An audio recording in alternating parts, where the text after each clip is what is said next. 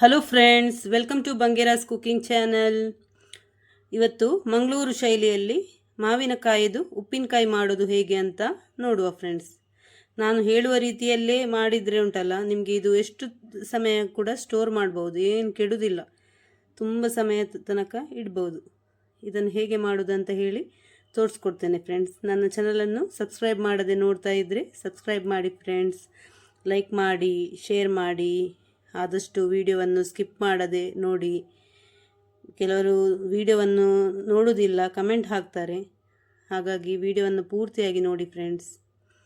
ನೋಡಿ, 1-2 kg ಮಾವಿನಕಾಯಿ ತಗೊಂಡಿದ್ದೇನೆ ನಾನು. ನೋಡಿ, ಇದು ನೆಕ್ಕರೆ ಅಂತ ಹೇಳ್ತೇವೆ ನಾವು, ನೆಕ್ಕರೆ ಮಾವಿನಕಾಯಿ. ಇದು ಹಣ್ಣಾದರೆ ಉಂಟಲ್ಲ, ಇದರ ಪರಿಮಳ ತುಂಬ ಒಳ್ಳೆಯದಾಗ್ತದೆ, ಫ್ಲೇವರ್ ಉಪ್ಪಿನಕಾಯಿಗೆ ಕೂಡ ತುಂಬ ಒಳ್ಳೆಯದಾಗ್ತದೆ.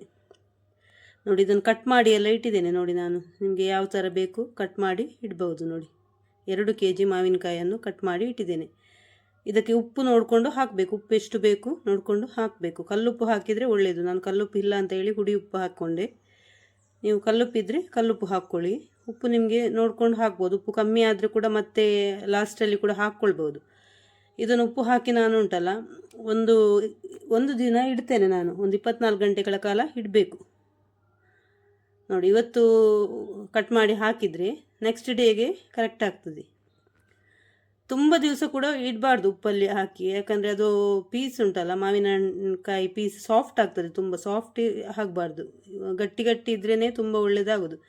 ನೋಡಿ, ಈ ಥರ ನಾನು ಒಂದು ತಟ್ಟೆಯನ್ನು ಮುಚ್ತಾ ಇದ್ದೇನೆ. ನೋಡಿ, ಈ ಥರ ಮುಚ್ಚಿದರೆ ಉಂಟಲ್ಲ ಕರೆಕ್ಟ್ ಬಂದಲ್ಲಿ ಇರ್ತದೆ. ಇಲ್ಲದ್ರೆ ಸೈಡಿಂದ ಉಂಟಲ್ಲ ನೊಣ ಎಲ್ಲ ಹೋಗುವ ಚಾನ್ಸ್ ಇರ್ತದೆ. ಅದಕ್ಕೆ ನೋಡಿ, ಒಂದು ಪಾತ್ರೆಯಲ್ಲಿ ನೀರು ಕುದಿಲಿಕ್ಕೆ ಇಟ್ಟಿದ್ದೇನೆ ನಾನು. ನೋಡಿ, ಈಗ ಇದರಲ್ಲಿ ಒಂದು 15 ಉದ್ದ ಮೆಣಸು, ಬ್ಯಾಡಗಿ ಮೆಣಸು ತಗೊಂಡಿದ್ದೇನೆ. ಒಂದು 10 ಗುಂಟೂರು ಮೆಣಸು, ಒಂದು ಸಣ್ಣ ಇದರಲ್ಲಿ ಕಪ್ಪಲ್ಲಿ ಅರ್ಧ ಕಪ್ಪಿನಷ್ಟು ಸಾಸಿವೆ ತಗೊಂಡಿದ್ದೇನೆ. ಇದನ್ನೆಲ್ಲ ಮಿಕ್ಸಿಗೆ ಹಾಕ್ತಾ ಇದ್ದೇನೆ. ನೋಡಿ, 15 ಬ್ಯಾಡಗಿ ಮೆಣಸು, 10 ಊರ ಮೆಣಸು, ನೋಡಿ ಗಿಡ್ಡ ಮೆಣಸು ತಗೊಂಡಿದ್ದೇನೆ. ಒಂದು ಅರ್ಧ ಇದರಷ್ಟು ಕಪ್ಪಿನಷ್ಟು ಸಾಸಿವೆ, ಸಣ್ಣ ಕಪ್ಪಿನಲ್ಲಿ ಅರ್ಧ ಕಪ್ ಸಾಸಿವೆ ತಗೊಂಡಿದ್ದೇನೆ. ಸ್ವಲ್ಪ ಅರಶಿನ ಹುಡಿ, ಮತ್ತೊಂದು ಸಣ್ಣ ಪೀಸ್ ಇಂಗು ಹಾಕ್ತಾ ಇದ್ದೇನೆ ನಾನು. ಇಂಗಿದು ಫ್ಲೇವರ್ ತುಂಬ ಒಳ್ಳೆಯದಾಗ್ತದೆ, ಇಂಗು ಹಾಕಬೇಕು ಫ್ರೆಂಡ್ಸ್. ನೋಡಿ, ಇದನ್ನೆಲ್ಲ ನಾನು ಪುಡಿ ಮಾಡ್ತೇನೆ. ಫಸ್ಟ್ ಡ್ರೈ ಆಗಿ ಪೌಡ್ರ್ ಮಾಡ್ಕೊಳ್ತಾ ಇದ್ದೇನೆ. ನೋಡಿ, ಬಿಸಿ ಮಾಡಲಿಕ್ಕೆ ಇಟ್ಟಿದ್ದೆಲ್ಲ ನೀರು, ಇದು ಪೂರ್ತಿ ತಣ್ಣಗಾಗಿದೆ. ನೋಡಿ, ತಣ್ಣಗಾದ ಮೇಲೆ ಈ ನೀರಲ್ಲಿ ನಾನು ರುಬ್ಕೊಳ್ತಾ ಇದ್ದೇನೆ. ಫಸ್ಟ್ ಪುಡಿ ಮಾಡಿಕೊಂಡೆ, ಆಮೇಲೆ ನೀರು ಹಾಕಿ ರುಬ್ಕೊಳ್ತಾ ಇದ್ದೇನೆ. ಬಿಸಿಯಾಗಿ ತಣ್ಣಗಾದ ನೀರಲ್ಲಿ ರುಬ್ಕೊಳ್ಬೇಕು. ಇಲ್ಲಾಂದರೆ ಮಾವಿನಕಾಯಲ್ಲಿ ಇರ್ತದಲ್ಲ ನೀರು, ಅದರಲ್ಲಿ ಕೂಡ ರುಬ್ಕೊಳ್ಬೋದು. ನೀರು ಹೆಚ್ಚಿದ್ರೆ ನೋಡಿ, ನೀರುಂಟು ನೋಡಿ ಇದರಲ್ಲಿ ಮಾವಿನಕಾಯಲ್ಲಿ.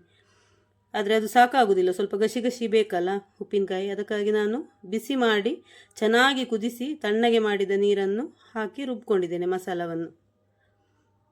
ನೋಡಿ, ಇದು ನೆಕ್ಸ್ಟ್ ಡೇ. ನೋಡಿ, ಇಷ್ಟು ಉಪ್ಪೆಲ್ಲ ನೀರಾಗಿದೆ. ನೋಡಿ, ಉಪ್ಪು ಕರೆಕ್ಟಾಗಿದೆ. ನಾನು ಮತ್ತೇನು ಉಪ್ಪು ಹಾಕಲಿಲ್ಲ, ಕರೆಕ್ಟ್ ಆಗಿದೆ ಉಪ್ಪು ಹಾಕಿದ್ದು.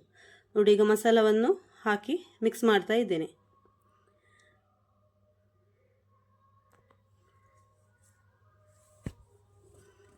ಮಾವಿನಕಾಯನ್ನು ನನಗೆ ಹೇಳಲಿಕ್ಕೆ ಮರ್ತೋಯ್ತು ಫ್ರೆಂಡ್ಸ್. ಫಸ್ಟಲ್ಲಿ ಮಾವಿನಕಾಯನ್ನು ನೀವು ಚೆನ್ನಾಗಿ ತೊಳೆದು ಒಂದು ಡ್ರೈ ಬಟ್ಟೆಯಲ್ಲಿ ಚೆನ್ನಾಗಿ ಒರೆಸ್ಕೊಳ್ಬೇಕು. ಚೆನ್ನಾಗಿ ಒರೆಸಿ ಮತ್ತೆ ಕಟ್ ಮಾಡಬೇಕು. ನೋಡಿ, ಈಗ ಒಗ್ಗರಣೆ ಮಾಡ್ತಾ ಇದ್ದೇನೆ. ಎಣ್ಣೆ ಹಾಕ್ಕೊಂಡಿದ್ದೇನೆ. ನೀವು ಯಾವ ಎಣ್ಣೆ ಯೂಸ್ ಮಾಡ್ತೀರಿ ಅದನ್ನು ಹಾಕ್ಕೊಂಡ್ರೆ ಆಯಿತು. ನಾನು ತೆಂಗಿನ ಎಣ್ಣೆ ಹಾಕ್ಕೊಂಡಿದ್ದೇನೆ, ಸಾಸಿವೆ ಹಾಕ್ಕೊಂಡಿದ್ದೇನೆ ಎಣ್ಣೆಗೆ. ಸಾಸಿವೆ ಚಟಪಟ ಅಂತ ಸಿಡಿಯುವಾಗ ಇದಕ್ಕೆ ಇದು ಹಾಕ್ತಾ ಇದ್ದೇನೆ ಅಂತ, ಕರಿಬೇವಿನ ಸೊಪ್ಪು ಹಾಕ್ಕೊಳ್ತಾ ಇದ್ದೇನೆ.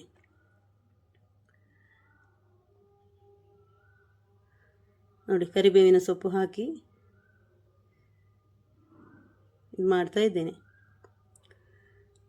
ಚೆನ್ನಾಗಿ. ಇದು ಒಗ್ಗರಣೆ ಉಂಟಲ್ಲ, ನೀವು ತುಂಬ ಸಮಯ ಸ್ಟೋರ್ ಮಾಡೋದಾದರೆ ಇದು ಚೆನ್ನಾಗಿ ತಣ್ಣಗಾದ ಮೇಲೆ ಹಾಕಬೇಕು ಒಗ್ಗರಣೆಯನ್ನು. ಬಿಸಿ ಬಿಸಿ ಇರುವಾಗ ಹಾಕಬಾರ್ದು, ಚೆನ್ನಾಗಿ ತಣ್ಣಗಾದ ಮೇಲೆ.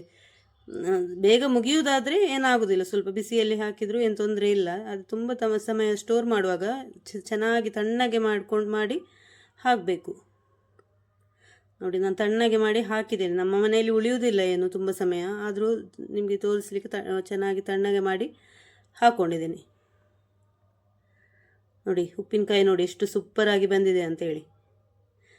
ನೀವು ಉಪ್ಪಲ್ಲಿ ಹಾಕಿ ಇಡುವಾಗ ಸಹ ಉಪ್ಪು ಹಾಕಿ ಇಡ್ತೇವಲ್ಲ, ಒಂದು ದಿವಸ ಇಟ್ಟರೆ ಆಯಿತು, ತುಂಬ ದಿವಸ ತನಕ ಇಡಬೇಡಿ.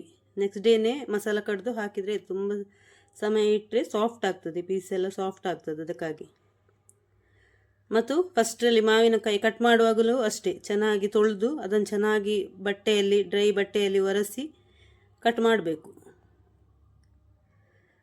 ನೋಡಿ, ಈಗ ನಾನು ಇದನ್ನು ಒಂದು ಇದಕ್ಕೆ ಹಾಕ್ತಾಯಿದ್ದೀನಿ, ಇದು ಗಾಜಿನ ಬಾಟಲಲ್ಲಿ ಹಾಕಿದರೆ ಒಳ್ಳೆಯದು, ಇಲ್ಲದ್ರೆ ಭರಣಿ ಇರ್ತದಲ್ಲ, ಭರಣಿಯಲ್ಲಿ ಹಾಕಿದರೂ ಒಳ್ಳೆಯದು. ತುಂಬ ಸಮಯ ತನಕ ಬರ್ತದೆ ಇದು. ನೀವು ಎಷ್ಟು ಸಮಯ ಕೂಡ ಸ್ಟೋರ್ ಮಾಡ್ಬೋದು. ಇದೇ ರೀತಿ ನಾನು ಹೇಳಿದ ಥರನೇ ಮಾಡಿದರೆ ಉಂಟಲ್ಲ, ನಿಮಗೆ ತುಂಬ ಸಮಯ ತನಕ ಸ್ಟೋರ್ ಮಾಡಿ ಇಡ್ಬೋದು ಫ್ರೆಂಡ್ಸ್. ತುಂಬ ಸೂಪರಾಗಿ ಬರ್ತದೆ. ಸಾಸಿವೆದು ಪರಿಮಳ ಎಲ್ಲ ಉಂಟಲ್ಲ, ತುಂಬ ಒಳ್ಳೆಯದಾಗ್ತದೆ. ಯಾವುದು ಹುರ್ಕೊಳ್ಳಿಲ್ಲ ನಾನು, ಎಲ್ಲ ಹಸಿಯೇ ಹಾಕಿದ್ದು. ಸಾಸಿವೆ, ಮೆಣಸು ಎಲ್ಲ ಹಾಸಿ ಮಂಗಳೂರು ಶೈಲಿಯಲ್ಲಿ ಉಪ್ಪಿನಕಾಯಿ ಮಾಡಿದ್ದೇನೆ. ತುಂಬ ಸಿಂಪಲ್ ಮಾಡೋದು, ತುಂಬ ಟೇಸ್ಟ್ ಕೂಡ. ಒಮ್ಮೆ ಟ್ರೈ ಮಾಡಿ ನೋಡಿ ಫ್ರೆಂಡ್ಸ್ ಈ ಥರ ಉಪ್ಪಿನಕಾಯಿ. ಈಗ ಮಾವಿನಕಾಯಿ ಎಲ್ಲ ಬರ್ತಾ ಉಂಟು, ಮಾವಿನಕಾಯಿ ಎಲ್ಲ ಆಗುವ ಸೀಸನ್ ನೋಡಿ.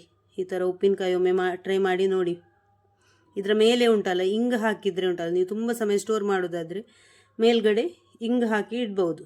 ಈಗ ನೀವು ಯೂಸ್ ಮಾಡದೆ ತುಂಬ ಸಮಯ ಒಂದು ಬಾಟ್ಲಿ ಇಡೋದಾದರೆ ಮೇಲ್ಗಡೆ ಇಂಗು ಹಾಕಿ ಇಟ್ಟರೆ ಒಳ್ಳೆಯದು. ಹುಳ ಎಲ್ಲ ಮೇಲೆಯಿಂದ ಫಂಗಸ್ ಥರ ಏನು ಬರುವುದಿಲ್ಲ, ಅದಕ್ಕಾಗಿ.